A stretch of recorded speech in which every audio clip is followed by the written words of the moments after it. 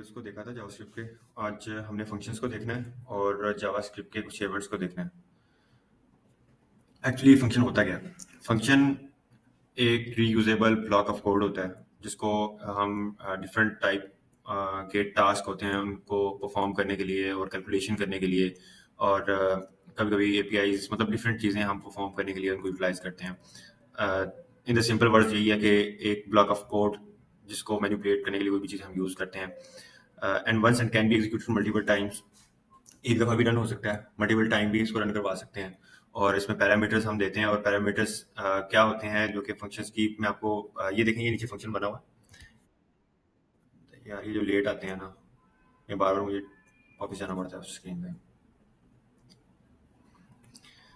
Okay, तो ये function के अंदर यहाँ पे हम पैरामीटर्स लेता है और उसी को हम अकॉर्डिंग टू द पैरामीटर्स हम यूटिलाइज करते हैं। लाइक कभी हम आईडीज दे रहे होते हैं, कभी क्या होता है कि चेक की बेस पे चीज़ें कर रहे होते हैं। पैरामीटर्स को प्रोसेस होने के बाद एक जो वैल्यू रिटर्न करता है उसको हम यूटिलाइज करते हैं फर्दर। तो अभी फंक्शंस की टाइप्स जो होती हैं उसमें सबसे पहले आती है फंक्शन डिक्लेरेशन।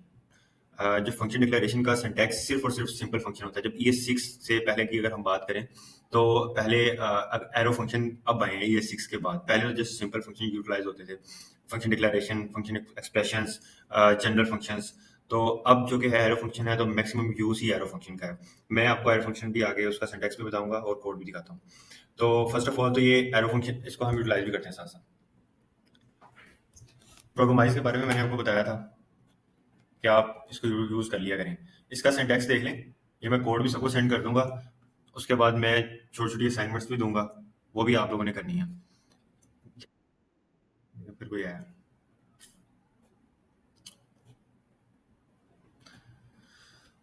ये फंक्शन को हमने रन किया, उसने वैल्यू को रिटर्न किया। अब ये एक वैल्यू जस्ट एक स्ट्रिंग है, यहाँ पे इंटीजर्स भी हो सकते थे, इंटीजर्स की कैलकुलेशंस भी हो सकती थी, एपीआईज भी हो सकती थी, मतलब कुछ भी जो भी हम मैनिपुलेट करना चाहे वो यहाँ पे चीजें आ सकती थी। अब ये है कि ये सिर्फ और सिर्फ जनरल फंक्शन है जो कि हमने इसको रन करवाया और इसने ये कंसोल दिया। हम इसको कंसोल भी करवा सकते हैं जिस इसकी वैल्यू को, हमें इसको रिटर्न करवाने की जरूरत नहीं है। फॉर एग्जाम्पल हम चाहते हैं कि हमारा फंक्शन है वो एक ही दफा रन हो। अब जैसे मैंने आपको पहले बताया कि फंक्शन मल्टीपल टाइम भी रन करता है। जैसे जब हम लूप चलाते हैं, फॉर लूप का मैंने आपको बताया था कि फॉर लूप क्या है कि वो वन बाय वन एग्जीक्यूट करता जाता है। जब तक हमने हमने जो फॉर लूप के अंदर चेक्स लगाए हुए थे, चेक्स के इफ दिस इज ट्रू तो ये कोड ऑफ लाइन एग्जीक्यूट कर दो, अगर ये ट्रू है तो ये लाइन ऑफ कोड एग्जीक्यूट कर दो। तो उस फंक्शन का क्या होता है कि वो फंक्शन तब तक चेकिंग करता रहता है उस एरे के अंदर से डेटा, तो जब तक वो लूप अपनी एंड तक नहीं पहुंच जाता, अपनी सारी चीजें वेरीफाइड नहीं कर लेता। तो सेम एज अगर हम वहां पे हमने रिटर्न यूज किया हुआ था, अगर रिटर्न नहीं लगाएंगे वो एक ही दफा रन करेगा। ये बात याद रखिएगा। ये जावास्क्रिप्ट का इसको फंक्शन डिक्लेरेशन कहते हैं। अगर फंक्शन एक्सप्रेशन की बात करें, फंक्शन एक्सप्रेशन को हम वेरिएबल में असाइन करते हैं। एक वेरिएबल लेते हैं, लाइक दैट ये मैंने ग्रीट वेरिएबल लिया, यहाँ पे मैंने नेम ही फंक्शन का मैं यहाँ पे जरा क्लियर कर देता हूँ। मैं यहाँ से कॉपी कर लेता हूँ।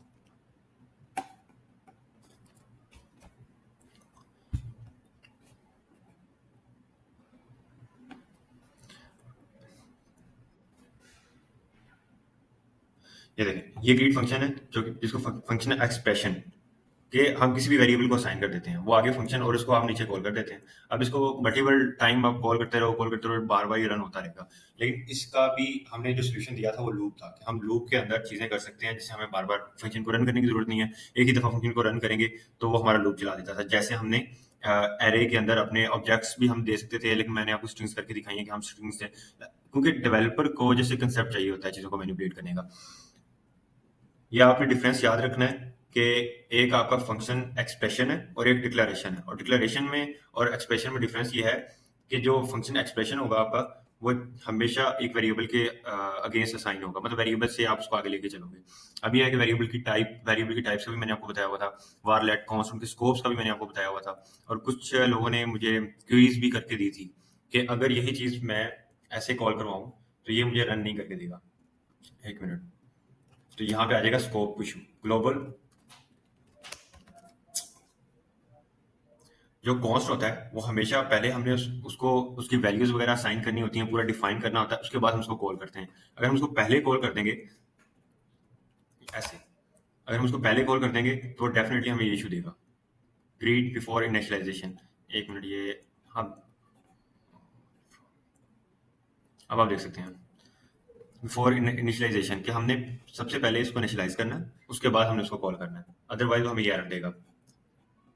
अब एरो फंक्शन का जो मैंने आपको बताया ये 6 के अंदर आया हुआ है, बिल्कुल शॉर्टेस्ट इसका सिंटैक्स है। और इन तीनों में जो मेन डिफरेंस है ना, वो ये है कि इसकी होस्टिंग टॉप ऑफ द, अगर यही फंक्शन का मैं अगर लेता हूँ, पहले मैं इसका आपको कॉल करके दिखा दूँ। ये मैंने यहाँ पे लिया, उस वाले ने हमें एरर दिया, ये वाला नहीं देगा। क्यों? क्योंकि इसकी होस्टिंग हमेशा टॉप पे होती है कि JavaScript line by line execution है, जैसे मैंने आपको बताया हुआ था। और जो चीज़ें मैं रिपीट कर रहा हूँ, ये बाद में मैंने क्वेरी में देनी है, तो आप लोगों ने मुझे डिक्लेयर करनी है चीज़ें, हाँ जी ये हो गई हैं। तो ये होस्टिंग इसकी टॉप पे जाएगी। जबकि अगर आप फंक्शन एक्सप्रेशन में आ जाओ और फंक्शन एरर फंक्शन में आ जाओ, तो ऐसा नहीं होगा। इस सिनेरियो में ऐसा नहीं होगा। होस्टिंग आपकी ब्लॉक स्कोप में जाएगी, उसमें ग्लोबल स्कोप में जाएगी। इसमें फंक्शन डिक्लेरेशन में हम अब एरो फंक्शन को कॉल करते हैं, तो एरो फंक्शन देखते हैं। Short test syntax. अब ये फंक्शन और उस फंक्शन में क्या डिफरेंस है, हमें प्रॉपरली ये चीज करनी पड़ी। अगर हम इसको एक्सप्रेशन में लेके जाएंगे, तो हम एक वेरिएबल असाइन करेंगे। ये हमने वेरिएबल असाइन किया, वेरिएबल ग्रीट लगा लेते हैं। एक मिनट, जो टर्म्स यूज करते हैं उनकी आप बताएं मुझे कौन सी चीज समझ नहीं आ रही आपको।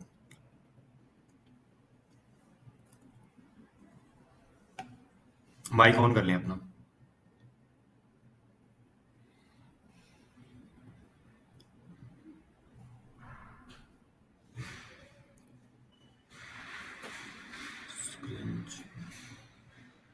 बाकी सबको स्क्रीन नजर आ रही है?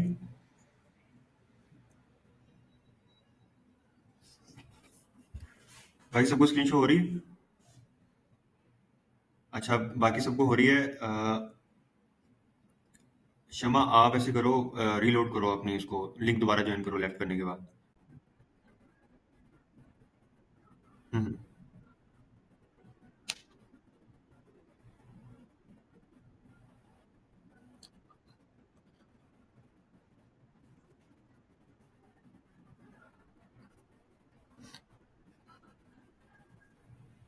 हम्म।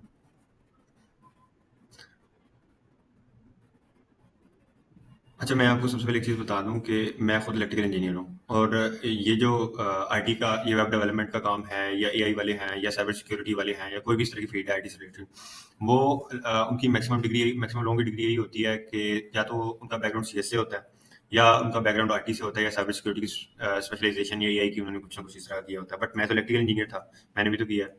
ये ये चीज़ें करने से होती हैं। मैं आपने पहले लेक्चर लिए?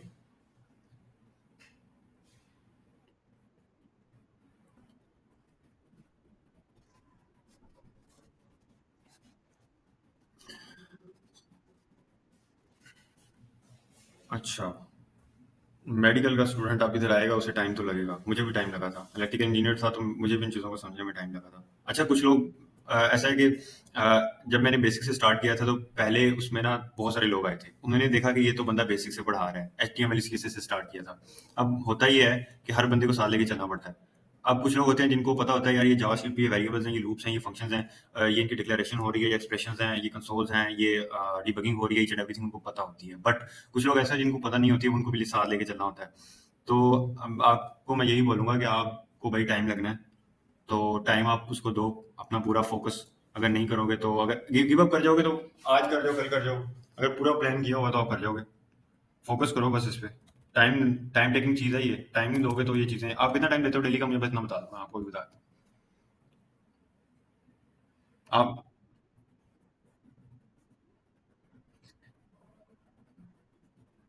आप मुझे बताएं, आप डेली का कितना टाइम देते हो? मेरा क्वेश्चन ये है आपसे, आप डेली का कितना टाइम दे रहे हो उसको? तो डेफिनेटली खपना पड़ता है ना। देखें, मेरी बात सुनिए, चीज़ों के साथ खपना पड़ता है। हर बंदा कर लेता है, कोई भी बंदा ऐसा नहीं है कि जिसको ब्रेन में ऑटो पे चीज़ें वो सेफ हों। हर बंदा स्ट्रगल करता है और सीख लेता है। मैंने भी ऐसे मेहनत की और सीख लिया, आप भी सीख लो। सीखने में टाइम दोगे तो सीखा जाएगा। टाइम देना पड़ेगा। हम्म। आपको जो चीज़ें, अब मुझे बताओ, मैंने आपको ये फंक्शंस के बारे में बताया, अब मैं बता रहा हूँ कि ये एक फाइल है, और उसमें मैंने लिखा हुआ है कि यार देखो, ये फंक्शन होता ही है कि ब्लॉक ऑफ कोड होता है, और ये एग्जीक्यूट करता है उस कोड को जो हमने पैरामीटर्स दिए होते हैं, वो रिटर्न करता है वैल्यू को। ये 3-4 चीज़ें समझ में आ गई हैं आपको। उसके बाद देखो कि भाई थ्योरेटिकली तो नहीं, आपको थ्योरेटिकली भी नहीं समझ आया कि क्या हो रहा है। ऐसे समझ लो कि जैसे इन ड्राइव करते हो आप। इन ड्राइव किया आपने, गाड़ी वाला आया, उसने आपको गाड़ी मतलब आपको पिक किया और जिस लोकेशन पे आपने जाना था आपको वहां जाके उतार दिया। That's all. ये तो समझ आया ना? तो यही काम ये कर रहा है, यही काम ये कर रहा है। इसको हम कोई काम बताते हैं कि यार ये चीज़ कर दो, तो वो हमें उसकी वैल्यूज़ वगैरह रिटर्न कर देता है एग्जीक्यूट करने के बाद। प्रॉब्लम ये है कि ये प्रोग्रामिंग की लैंग्वेज है, ये यहाँ पे प्रोग्रामिंग हो रही है और वहाँ पे आप एक सिंपल सिनेरियो में जा रहे हो। नहीं समझे? हाँ, हर चीज़ को ऐसे रेफरेंस ले लो किसी भी चीज़ से, तो आपको अंडरस्टैंड हो जाएगी चीज़ें। सबसे पहले थ्योरी अपनी स्ट्रॉन्ग कर लो। जिस बंदे की थ्योरी स्ट्रॉन्ग है वो प्रैक्टिकल कर ही लेता है। आपको इतना पता चल गया यार ये फंक्शन है, फंक्शन एक चीज़ का नेम है। जैसे आप आपकी मेडिकल टर्म में काफ़ी चीज़ें यूज़ होती होंगी, ठीक है? उसी तरह आप करो यार, ये एक चीज़ है और इस तरह फंक्शन एक नाम है, और वो इसी तरह नीचे मैंने कोड भी दिया हुआ है और आपको बताया हुआ है ये फंक्शन है और ये इसका नेम है और ये वो वैल्यू रिटर्न कर रहा है और यहाँ पे हमने उसकी वैल्यू को कॉल किया हुआ है। सिंपल। Got it? हाँ, देखो, टाइम जब तक नहीं दोगे ना तो आप गिला नहीं कर सकते कि मुझे समझ नहीं आई। अब मैंने आपसे क्वेश्चन किया, आप टाइम कितना दे रहे हो, उधर आपने बोला जी मैं तो टाइम कैसे दूं? कैसे, क्या मतलब है? अभी खपना पड़ता है, खपोगे तो आपको कुछ आएगा ना? नहीं, टाइम दो इसको। तो फिर आप मुझे बताना नहीं। हाँ हाँ, इसको समझो तो सही। आपको समझ तो आया हो क्या रहा है? कोड को समझो, लाइन को समझो, ये फंक्शन है, ये क्या चीज़ है, वेरिएबल है, टाइप्स ऑफ वेरिएबल है, कितनी टाइप्स ऑफ वेरिएबल्स हैं, ठीक है? अभी आप मेडिकल टर्म में होता है, हाँ यार ये एक ह्यूमन बॉडी में कितनी बोन्स होती हैं, तो वो आप बताए तो जी हाँ जी 206 बोन्स होती हैं। एक हाथ में कितनी बोन्स होती है, मतलब ईच एंड एवरीथिंग, वेन्स, ये वो। अब हमें तो नहीं पता क्या सिनेरियो होता है, तो वो एक स्पेसिफिक चीज़ें उन्होंने डिफाइन की होती हैं। इसी तरह इसमें ये नेम है फंक्शन का, ठीक है? यहाँ ये फंक्शन एक्सप्रेशन है आपका, ये वाला, जो कि एक वेरिएबल को साइन है। ये एरो फंक्शन है जिसका सिंटैक्स इस तरह का है। ES6 क्या चीज़ है? ES6 ये है कि आप ये समझ लो वर्जन्स होते हैं। हर चीज़ with the passage of time update हो रही है। 17 16 से 17 17 टू 18 18 से अब जा रहा है। अगर 24 जा रहा है तो 5 और 6 में नई चीज़ें आ जाएंगी जावास्क्रिप्ट की। अच्छा, जो इमीडिएटली इन्वोक्ड फंक्शन होते हैं। हाँ जी, क्षमा बताएं, क्या क्या बात है? बोले। वालेकुम सलाम।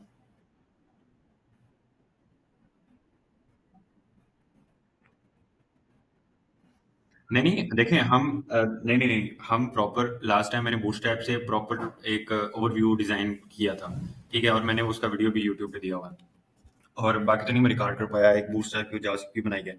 हम इसके बेसिक चीज़ें अंडरस्टैंड करेंगे।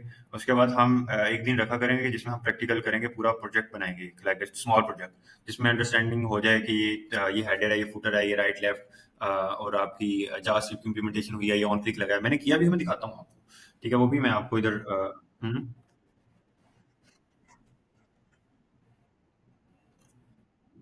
आप थ्योरी नहीं है साथ में।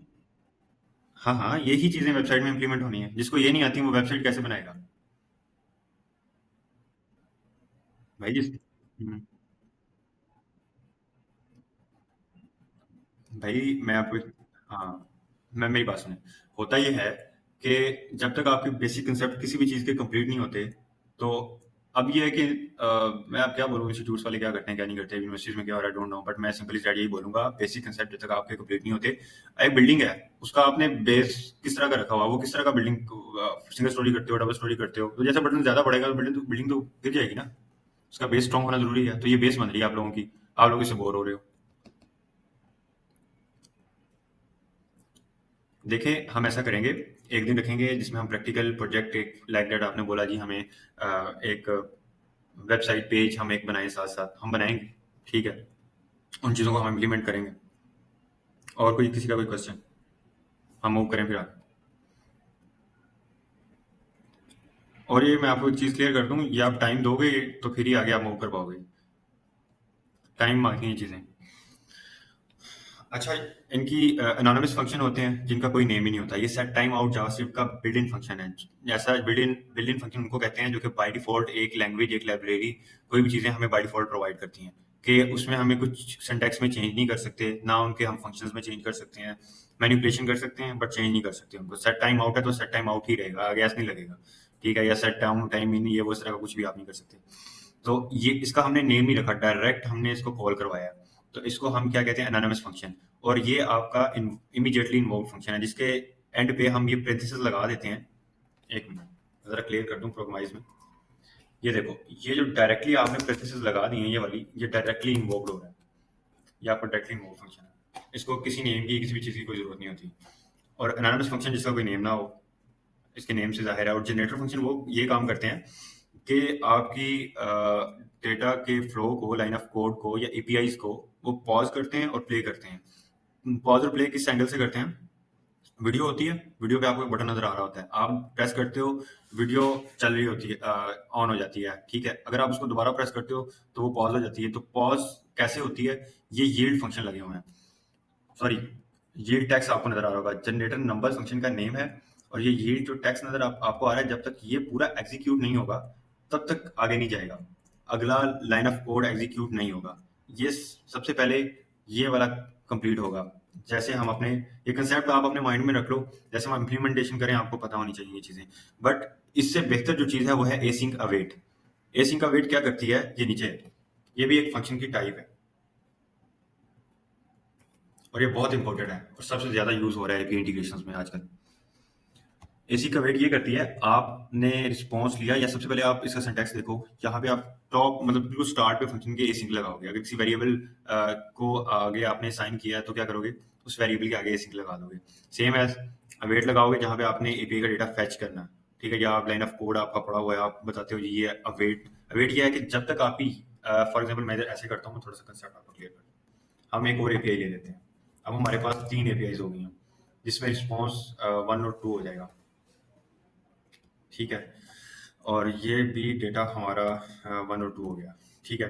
मैं एग्जांपल दे रहा हूँ आप लोगों को, अब आपने अंडरस्टैंड करनी है ये चीज़ें। जब तक ये लाइन ऑफ कोड एग्जीक्यूट नहीं होगा तब तक ये नहीं होगा।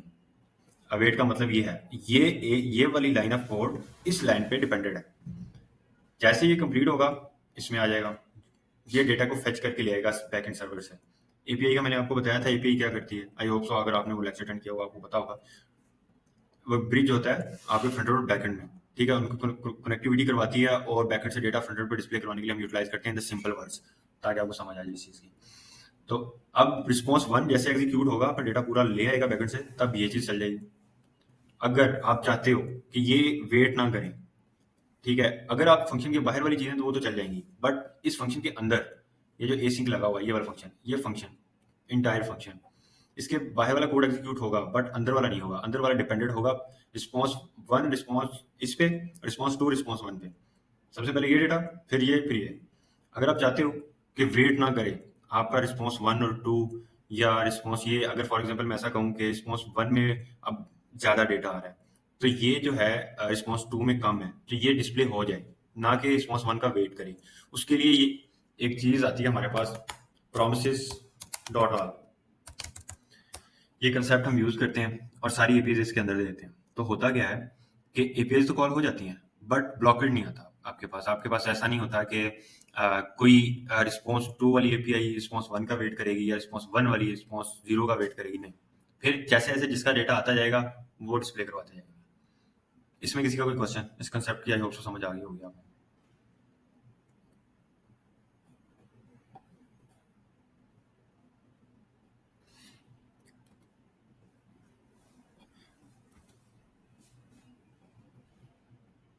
अभी हमने जावास्क्रिप्ट के इवेंट्स को देखना है। स्क्रीन नजर आ रही है सबको?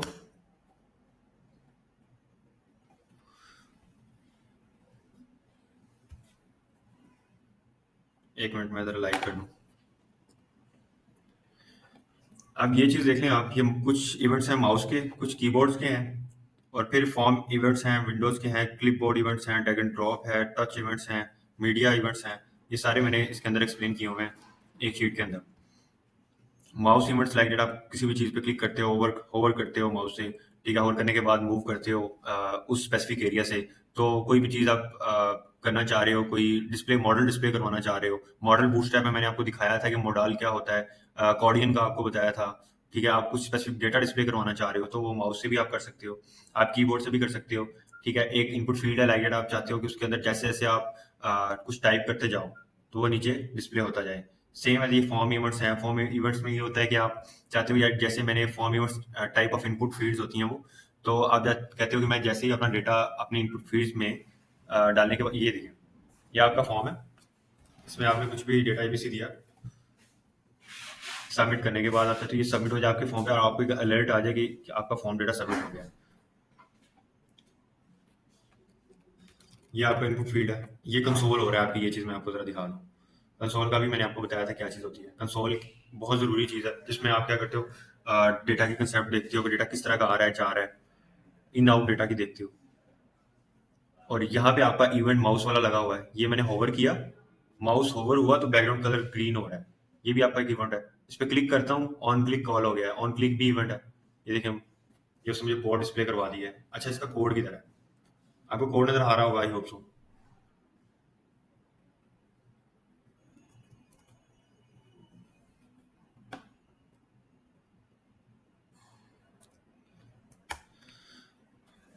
आपको मैंने एक स्क्रिप्ट भेजी है कोड के अंदर।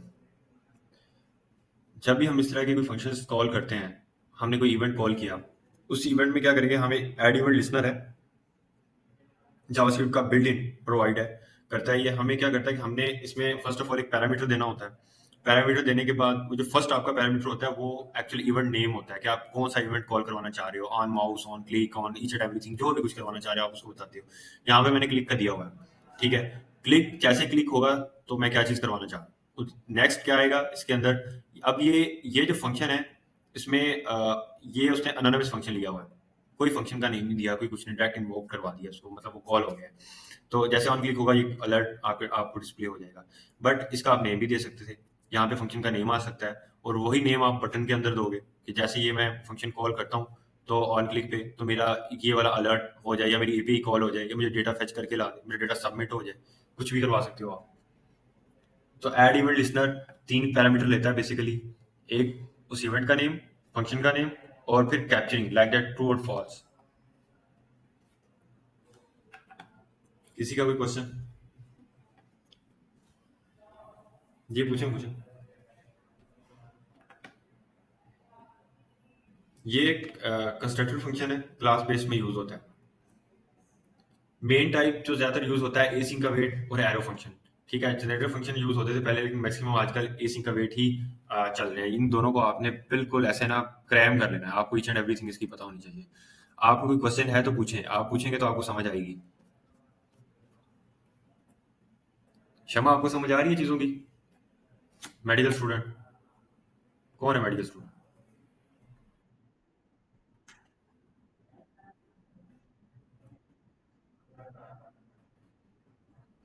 हम्म। चले चले, इसका बेसिक नॉलेज दिया हुआ मैंने, इन चीजों को आपने देख लेना है। और निम्रा, आपका कोई क्वेश्चन?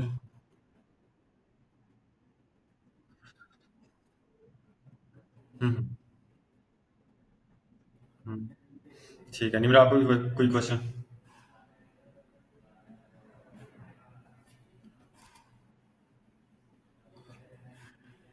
सर हाँ, तो समझने की कोशिश करोगे तो आपको समझ आनी, टाइम लगाना पड़ेगा आपको, थोड़ा सा टाइम दो इसको।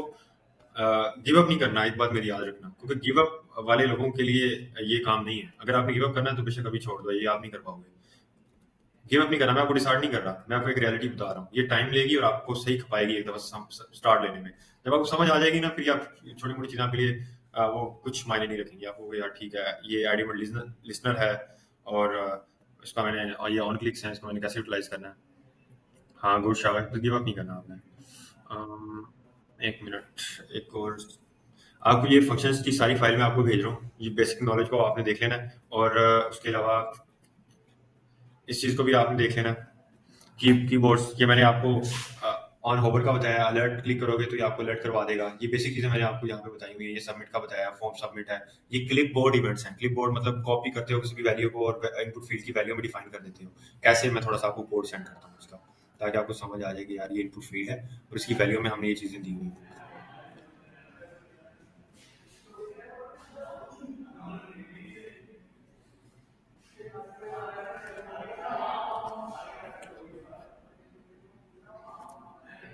ये चैट में आपको मिला है, ये टाइप टेक्स्ट है।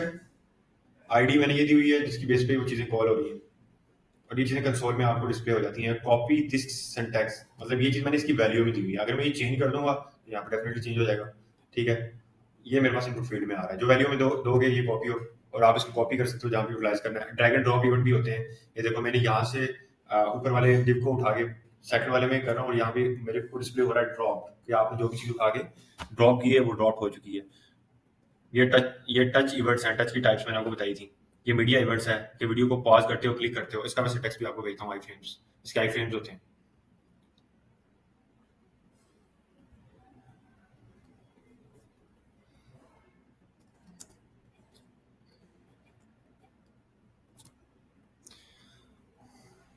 अभी इसके अंदर सिर्फ और सिर्फ एक आईडी पास हुई है मीडिया प्लेयर की, और उसी की बेस पे पूरे सोर्स कोड को वो मैनिपुलेट कर रहा है।